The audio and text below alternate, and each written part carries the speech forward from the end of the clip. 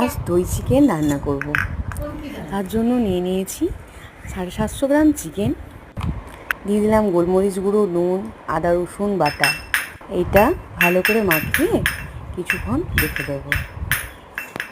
মাখানো হয়ে গেছে, এটা কিছুক্ষণ থাক।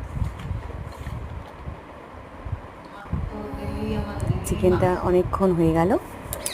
এবার আমি কড়াইয়ে তেল নিয়েছি, এটাতে চিকেনটা ভেজে তুলে রেখে নেব।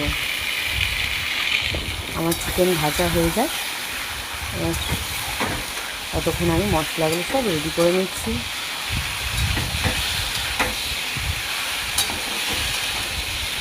আমি চিকেনটাকে ভালো করে ভেজে তুলে করে নামিয়ে রেখে নেব।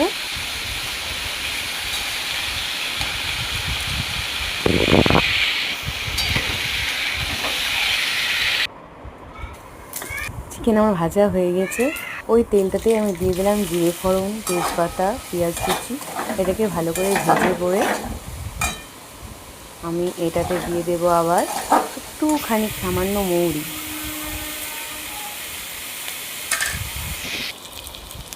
নুন দিয়ে দিলাম পরিমাণ মতো, আদা রসুন বাটা। আমি জিরে গুঁড়োটা দেখাতে পারিনি, জিরে গুঁড়ো মশলা দিয়েছি একটু। এটা দিয়ে দিলাম কুচনো কাঁচা লঙ্কা, এটা দিয়ে দিলাম মগজদানা, কাজু বাটা। ভালো করে নাড়াচাড়া করে ভালো করে যেমনই তেল ছাড়বে ভেজে রাখা চিকেনগুলো দিয়ে দেবো। চিকেনটা ভালো করে নাড়াচাড়া করে এটাতে দিয়ে দেবো টক দই, ফেটে রেখেছি ফেটানো টক দই। ভালো করে নাড়াচাড়া করতেই থাকবো যতক্ষণ না ভালো করে ফুটে ওঠে, না হলে দইটা ফেটে যাবে। এটাকে বিশেষভাবে ধ্যান রাখতে হবে, না হলে দইটা ফেটে যায়। দিয়ে দিলাম কসুরি মেথি পাতা, একটু গরম মশলা, ঘি দিয়ে দিলাম আমি অপর থেকে।